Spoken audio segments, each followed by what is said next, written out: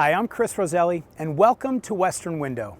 On today's show, we present another episode of Office Hours with Western faculty member Dan Purdy. Office Hours explores ideas and issues of importance to the community in areas where faculty, staff, and students are helping to find solutions. Enjoy the show. Welcome to Western's Office Hours. I'm Dan Purdy, the director of Western's Front Door to Discovery. I also teach marketing, innovation, and entrepreneurship in the College of Business and Economics. Today on Office Hours, we'll be discussing the impact startups and small businesses have on our state and local economy, as well as our society. For today's discussion, we are joined by Hart Hodges, the director of Western's Center for Economic and Business Research. Besides teaching at Western, Hart's also taught economics at the University of Puget Sound and served as the Natural Resource Damage Assessment Economist for the U.S. Department of the Interior. We're also joined by Art Sherwood, the David Cole Professor of Entrepreneurship in the College of Business and Economics here at Western, and the director of Western's Idea Institute, which stands for Interdisciplinary Entrepreneurship in Action. His research focuses on cooperative alliances and understanding cooperative entrepreneurship, governance, and leadership. Skye Elijah joins us. Skye is a Western alumna and the CEO, co-founder of CoinBeyond, which is providing Bitcoin technology to everyday users by way of ATM machines. Her business got its start during the startup weekend that occurred 2 years ago, an event that we'll be talking more about later in the show. We're also joined by CJ Seitz, the director of Western's Small Business Development Center, located here in Bellingham. CJ's experience includes nearly 20 years of executive planning, administration, financial strategy, and marketing in both the nonprofit and private sectors. CJ has assisted many SBDC clients by counseling over 300 businesses, generating over $10 million in new investments, and saving or creating over 300 jobs in Whatcom County. I want to thank everybody for joining us today. So, CJ, do you have a sense of how many jobs come from these small businesses that you work with? I mean, you stated this number that 98% of the businesses in Whatcom County are technically small business. That would seem to be a lot of jobs. That is a lot of jobs. I don't work with all of the firms. Right. But we do know that we, out of the clients we work with, we touch almost 600 businesses a year. That represents nearly 4,000 jobs. Okay, wow. Yeah. Wow. There's some standard categories that the state and ultimately the Bureau of Labor Statistics at the federal level organize their data: 0 employees, 1 to 4, 5 to 9, 10 to 19, and so on and so forth. And a lot of people say, oh, my town has a lot of small firms. And one of the things that's kind of interesting about the data is, if I said 52% of the firms in Whatcom County have 1 to 4 employees, or 4, you'd say that's a lot, but it's the same in Skagit County, it's the same in King County. It's because you think about how many gas stations, nail salon parlors, barber shops, photographers, et cetera, are there per Western Washington University. And you get that same sort of pattern all over the place. And it's important to ask, are we talking about firms? Because most of the firms are these little micro firms. Mm-hmm. Or are we talking about jobs? Because those 50-something% of the businesses employ only about 8% of the workforce. And so you have to be careful about how you state those ideas. Yeah. Right. Okay. So 98% of the firms in Whatcom County probably fall into this technical. That doesn't mean 98% of the jobs are produced by those firms. Well, she was saying the 500 workers or fewer. That's almost all the jobs. Almost all the firms in Whatcom County. Right. And that are traditional firms. And then you have the hospital and university and places like that that are not traditional firms that create a lot of jobs as well. Government or 501c3, Right. So, and that brings something else interesting up, which is, we're talking about small business and startups, and Art teaches this in the Idea Institute, and CJ, you counsel it in the Small Business Development Center, which is another form of teaching, and Skye, you practice it. Do these ideas that you're teaching, do they only apply to startups? Imagine, we've all been in this situation. You're sitting around with friends or family, and you go, "Wow, wouldn't it be this would be an awesome business?" Or this would be we need this thing. And at that point, it's not a business, it's not a startup, it's just a hunch. And so people start with these hunches, and so what we try to do is help them take a hunch and actually turn it into an idea worth pursuing. Where do you typically bring clients in, CJ, when they walk in the door and they say, "Gee, I need some help"? What typically does that look like? I don't know if it's anything is Maybe typical, nothing typical, right? So we ask a fair amount of questions. are they ready to go to the bank and they're just so sure of it? Well, I'm going to sit down with that person and we're going to start going through numbers and So going to the bank to borrow money. right. Right. Okay. You Because know, they want to grow their business. they want perhaps. to, yeah, and sometimes that is a good a gatekeeper, I guess, to say for us, because we really enjoy those referrals from the bank because they require so much research before they'll loan, and it's so good for businesses to take the time to sit down and get their ideas on paper, test those ideas, model them financially, and the bank requires that. So those are some really good referrals.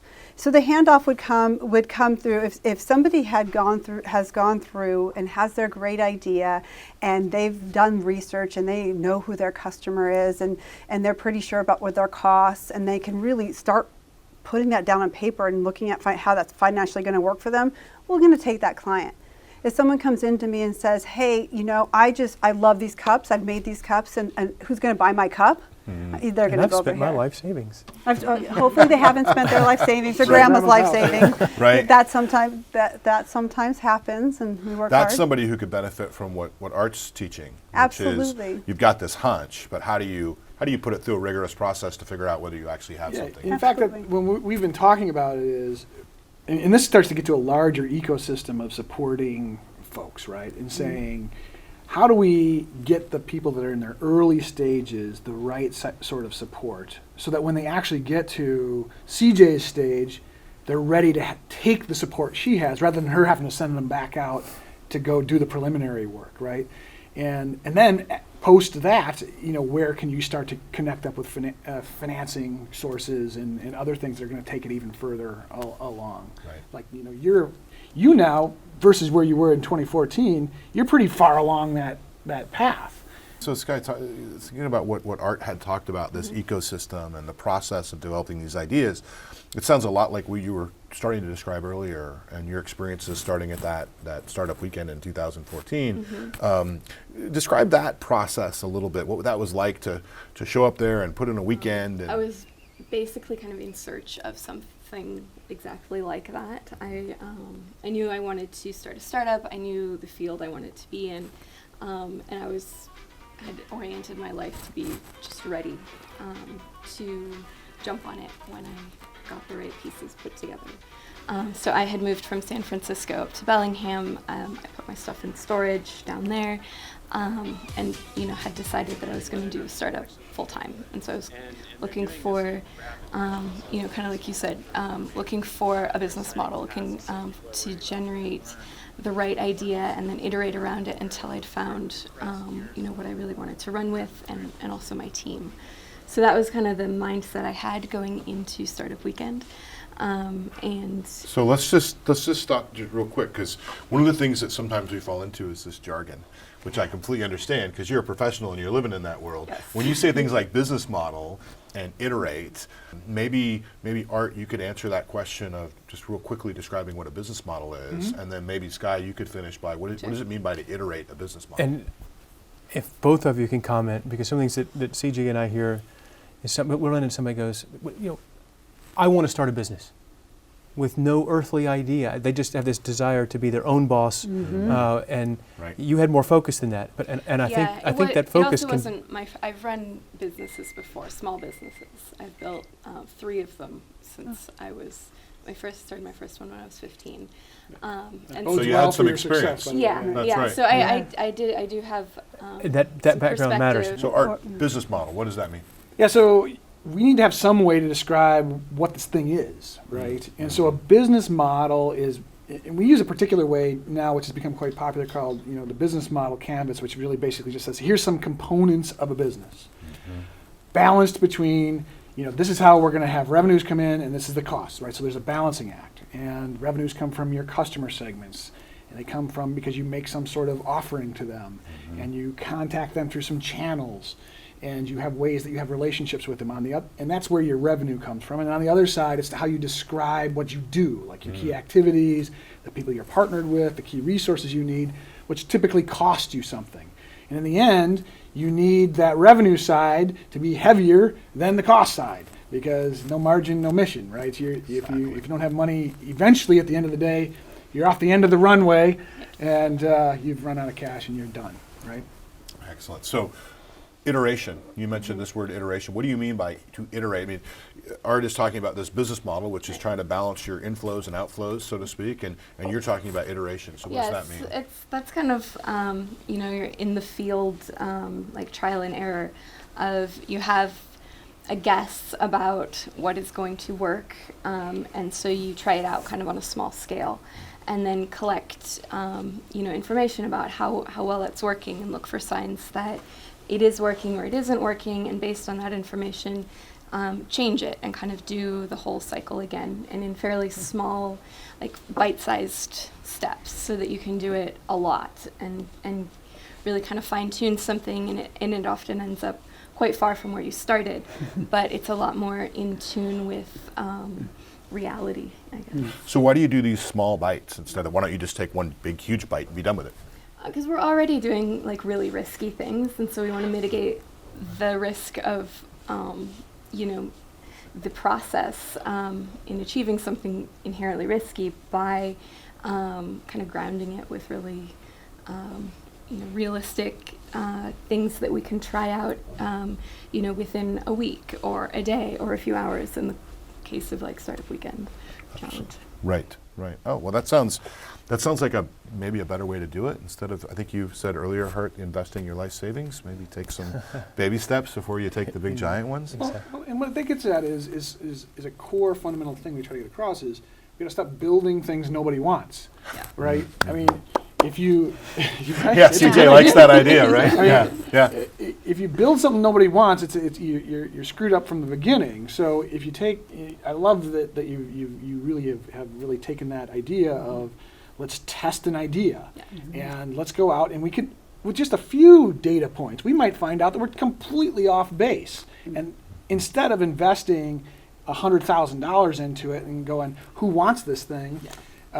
You've invested a couple hours and a cup of coffee sitting down with someone who might be able to say, that's a really terrible idea, or that doesn't fit. And if you did it this way, then I would really be interested. Yeah, the ideas that you generate during that process are like often better than what you could have come up with independently. Why do you suppose that is? Just perspective, the opportunities to find problems you can solve and add value to, you really increase that horizon when you start doing it. So CJ, you're working with small businesses, are they thinking this way? Are they trying to do the same thing, or are you guys trying to teach them how to do that? How does that work with your clients?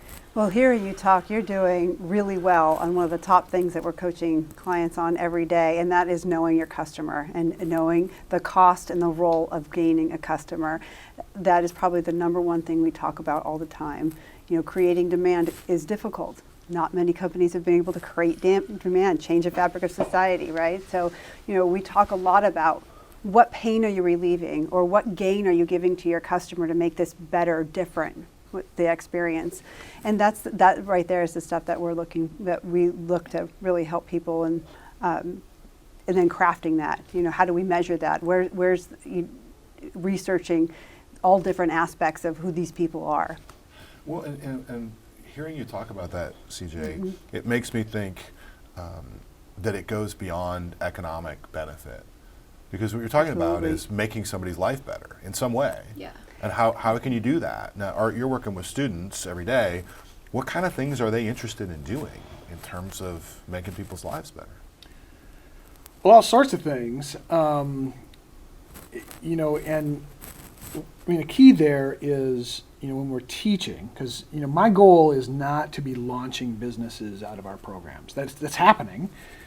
My goal is to make these people empowered to be lifelong, change makers who know how to be entrepreneurial and innovative wherever they are. Okay, so that's inside or outside of an organization, in government, in education. You need them in every business.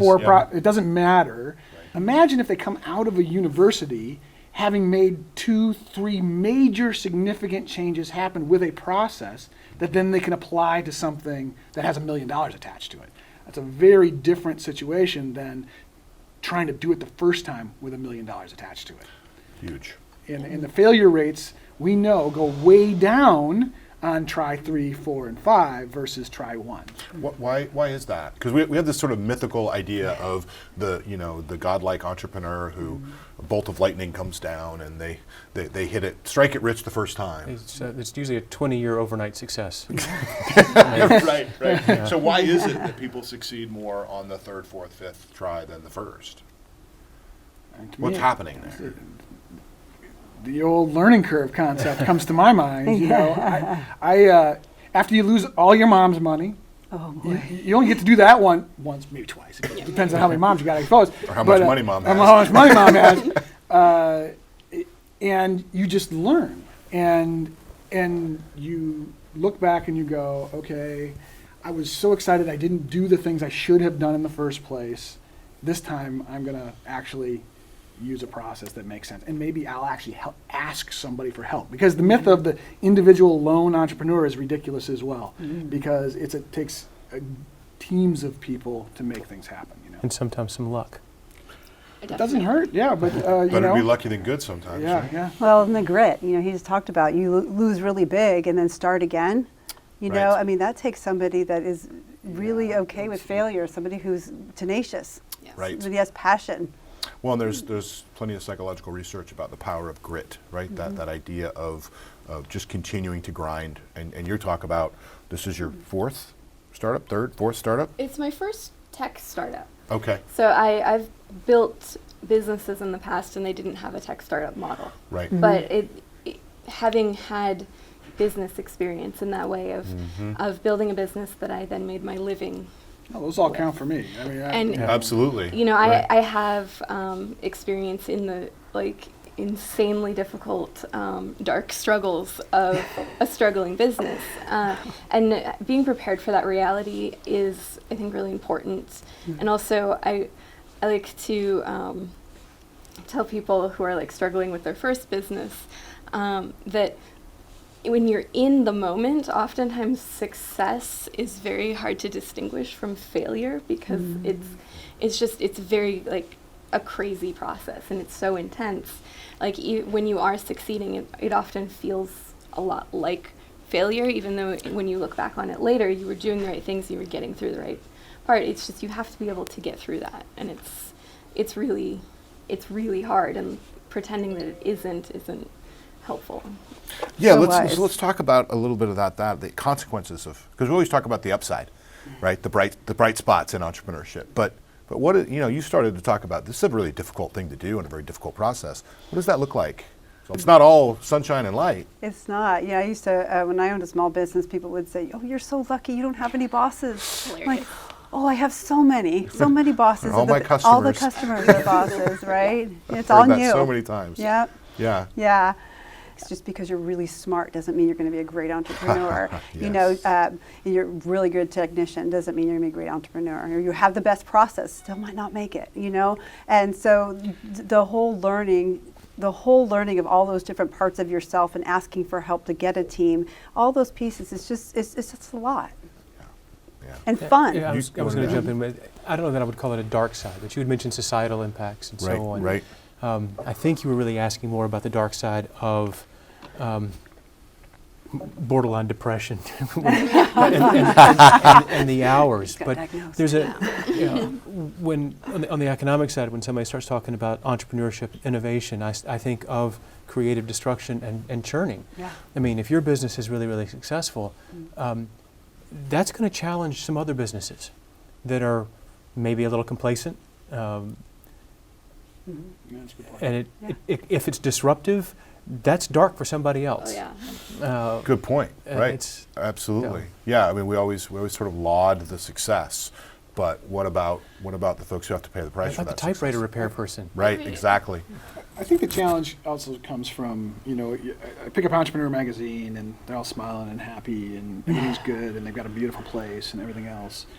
My biggest challenges when I ran multiple of my businesses were, I don't get paid because I can't make payroll if I get paid.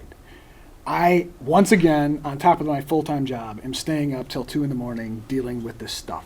Once again, I screwed up QuickBooks and Sorry. I have to go get someone help me to do this. If you look at the research and the challenges and the stresses it has. It's difficult on marriages. It's difficult with your kids. It's difficult. It's a very stressful sort of thing, and that's important to know going in, because not everybody wants to have that in their life. But that could be true too if you're going to be a police officer or you're going to be whatever. So it's like, it's something that's associated with this. There is an upside when you get to the other side. There's no doubt, but you don't get that. It's not on day one, because when you close your first business, that's embarrassing. It's hard. It's challenging. All your heart into it. It's tough.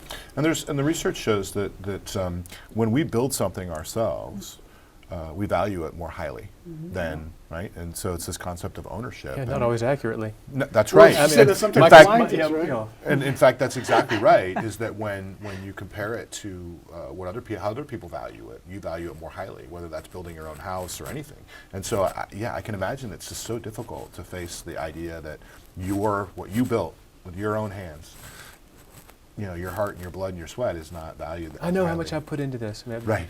Well, I'm right. sorry. But I do want to, something that kind of riffs off of something that CJ said, and then dealing with like this concept of the mythical entrepreneur.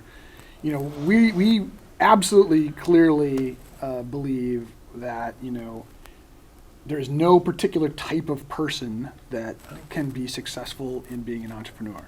So it's not personality. Personality It's has process. a fact. It might be a variable that might matter, but because I'm an extroverted, smart person doesn't mean I'm going to be the person who is successful. There are certain things that might give you a head start, but that's the truth with anything. Mm-hmm. We've seen many people who started way back here who accelerate because of, sticking to it and going forward. I want to ask your question in the same different way. Could personality be, I'm a little bit more of an introvert, but I have all of the understanding of innovation, entrepreneurship, but maybe I'm doing it within the confines of another company, a Boeing, a Hewlett Packard, not my own startup off to the side. Corporate, corporate entrepreneur, helping the corporation be entrepreneurial, or being, an entrepreneur. Because those corporations have to be entrepreneurial in their own way to continue to flourish. Of course, Absolutely. yeah. Well, also, if you can accept the idea that a team matters, then you build the team. And if you're someone who says, I actually don't want to go and do the marketing stuff that's in front of everyone, so I get you to do that. You wouldn't want to. That would not be a good idea. So is there a particular Ask first. Right, is there a particular life stage that it's better to be an entrepreneur in? I mean, young person versus midlife versus a senior citizen. I mean, what do we have any research on that people are more successful at certain times of their life or anything like that? I'm curious to hear what you guys think about that. I read a lot of research around, the typical age that people are successful because they have the capital, but and all the excitement about the millennials coming out and what they're going to do. So, what have you guys found in your research? I don't know. I think the jury's out a little bit. I would say there's no clear pattern emerging. And the way that things have shifted in terms of how you can actually work is so different than any of the research we saw in like the 1990s. It's really hard to know, because I can make a case for someone who's in college, low commitment to lots of things, but limited networks. I can make a case for someone who's I do seem to see a lot of people who went and took a regular corporate job, made it really, really well, and still have enough energy to do what's necessary, seem to get a lot of limelight. We're about out of time. Let's do last word, and we'll go around the table and just give us one. It could be a piece of advice for an entrepreneur. It could be a piece of advice for a small business person, or somebody maybe thinking about being an entrepreneur someday. They don't have to actually be an entrepreneur today. And then we'll close. So, Skye, can we start with you in terms of what have you learned that you could share with other folks? I think I'll echo something you said earlier, which is make something people want. And it's also kind of a catchphrase from Paul Graham, who's a really accomplished entrepreneur, and he wrote a series of essays for people who are thinking about getting into entrepreneurship. So this is Paul Graham, the founder of Y Combinator? Mhm. Right. Yeah. Yeah. He says, make something people want. If possible, make something people love. Yeah. And I think that's, if you start there, and take a good look at the process, and find where you're passionate, where your intrinsic motivation can drive you through the really hard parts. That's a good place to start. Great place to start. CJ. Oh, so much good stuff. I think that I would add in there to assemble your team. Know who you are, know who you're not, and get those skills on board and assemble your team. I'm a huge fan of advisory teams. I'm a huge fan of testing and getting feedback and accountability teams. So I would say ask for help, build your team. Great. I would say something along those lines as well is plug into the system that's around you. Like with the Startup Challenge that's coming up this weekend, more than likely they're not launching all their business. All these aren't going to launch out as businesses, but it's a chance to plug into the system, meet people, get engaged, so that when you get to the place where you either join a company and be entrepreneurially innovative there or do it yourself, you have people that you're surrounded with who can start to ask to be part of your network. Tap into that entrepreneurial ecosystem. Tap into right. it. Hart. What they said. What they said, yeah. CJ said, know yourself. Maybe I'm going to say, try to see things for what they are, not what you think they are or want them to be. Embrace reality. If we had somebody else, I'd say don't forget about the long term. I mean, we get a short-term bias. Right. Well, that is just absolutely wonderful advice. I really appreciate your time and your expertise, and hopefully we've stimulated some passion out there in the world about the kind of work that's happening here at Western and in Bellingham, Whatcom County, and Washington State. So thanks very much for joining us, and thank you for joining us at Office Hours. We look forward to our next segment, and if you're interested in starting a business, you should check out the Startup Challenge or the Idea Institute at Western Washington University. Thanks for joining us.